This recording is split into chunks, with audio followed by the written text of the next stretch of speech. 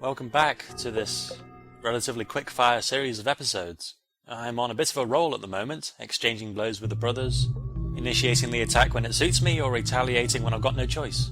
I was halfway between two chambers last time. There's a big pile up here. Ely, Mongolfier Tyrant, and even Echo is lodged in there somewhere.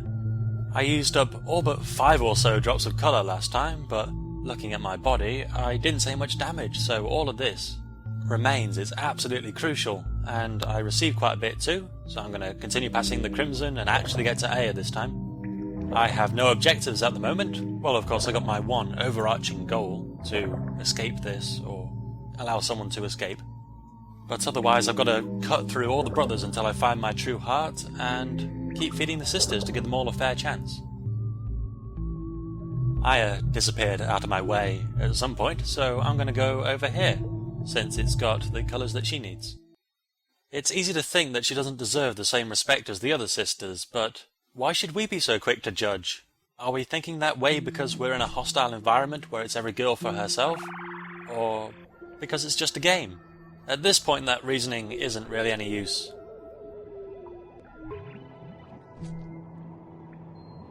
Ooh, dodgy. Nice rebound. You saw last episode that the wasps don't travel in anything but a straight direction, and if you fire them straight at a wall, you'll see they explode on contact. So, I'm not sure how that's set up. It's happened to me twice in this chamber. Maybe something intentionally special was done to make sure you pull it off. These fireflies are starting to wear a little thin now.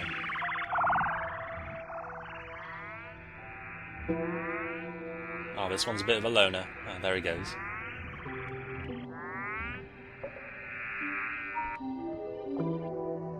I'll just check all these branches in case the sprouts are tucked away. You'll see that the trees have regenerated, so I could use them again, although I wouldn't get a huge amount from them, especially considering the latest garden I've been using. I don't think you'll be able to use any garden bigger than this twice. Well, unless that's your prime objective right at the start, but I can't see why that would be the case. And now I just have to hunt down Aya. Hunt is a bit strong, actually. I have to sidle up to her and awkwardly present her with a peace offering. Oh, she's going to make the first move? What it lacks in manliness, it makes up for with not looking like a clingy stalker or psychopath, or both. Don't even think about ascending yourself. You're a human spirit. Our destiny is to become the soul of a new age, up above. You don't compare with us. How can you even think this? To make one man feel alive instead of everyone happy? Color has returned for this, and the brothers know that we're ready for the breakthrough. They returned to start killing us one by one. Protect my mistress when you see that she's to be next. Kill her brother. He will be questioning her. You have 3 cycles to do it. You must act. As for the rest, no need to save them. There isn't a real sister among them.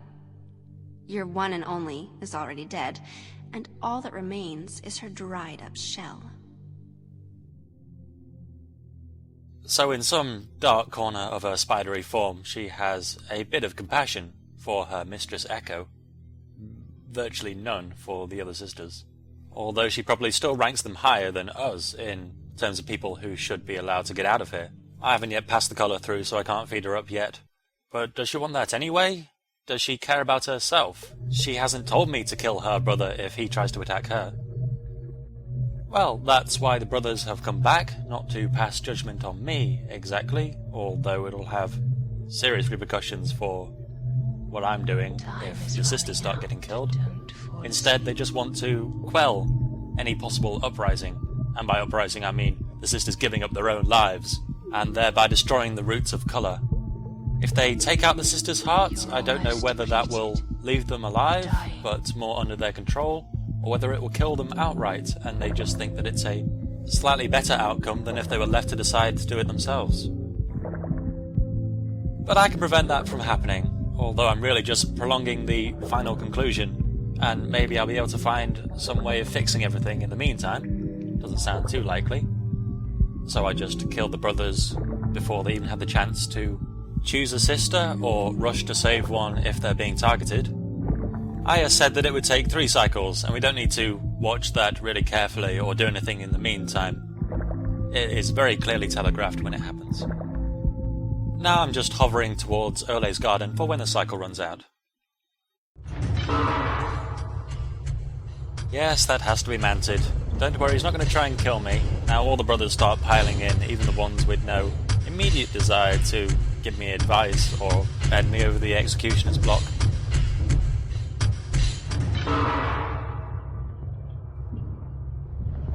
And Whaler again, coming out exactly the same way. This is how they show up to every single event. Like, first few times it's pretty cool, but after that, they're just recycling it. Gets a bit old. At parties, it kind of ruins the atmosphere too.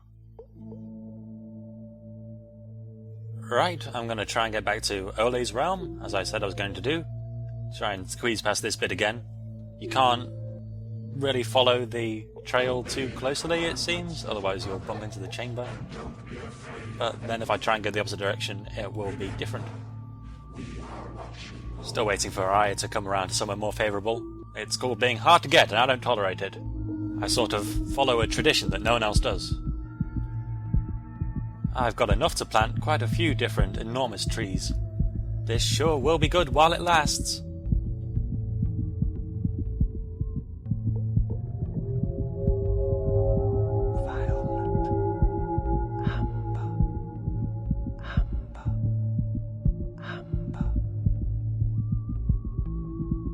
Well, I wanted violet, so that's some at least. The most tiny amount in that worm reservation, though. Probably won't bother. It'll just have to be the one weak link in my arsenal for the time being. That's why these gardens are so big. They're really your only option at the moment. There are loads of brothers, the colour gets spread out everywhere, so it's impossible to subsist on handouts. I would if I could, but I can't, so I won't.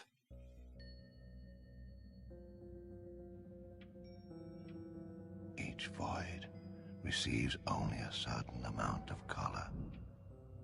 Only as much as it was destined to receive.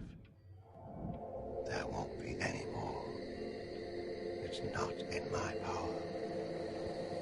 And we're running out of time. You must understand.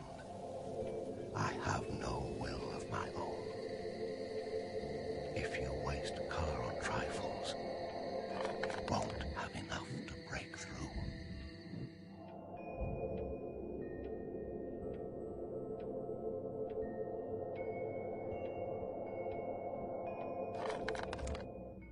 We're getting to a point where we're dealing with such huge amounts of colour that every single exchange is vitally important. We were working with tiny amounts before, even if that was all that we had to survive on. The uses for our colour haven't really scaled up throughout the game.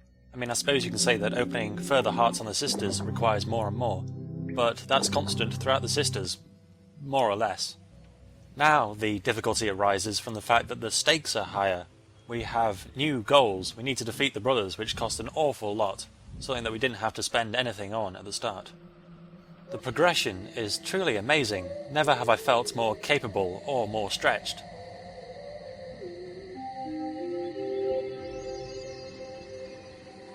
But these fights too are going to turn more into a test of endurance than a test of skill or exploitation of the abilities that we've gathered.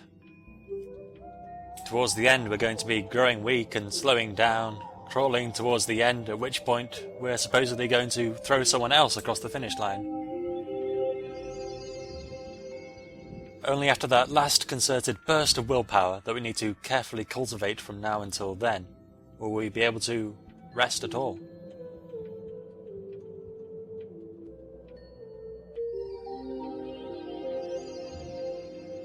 That tree and some of the others only accept about 60 drops, whereas other ones accept up to 120. So even these final couple of gardens are finding ways to chip down our last prospects.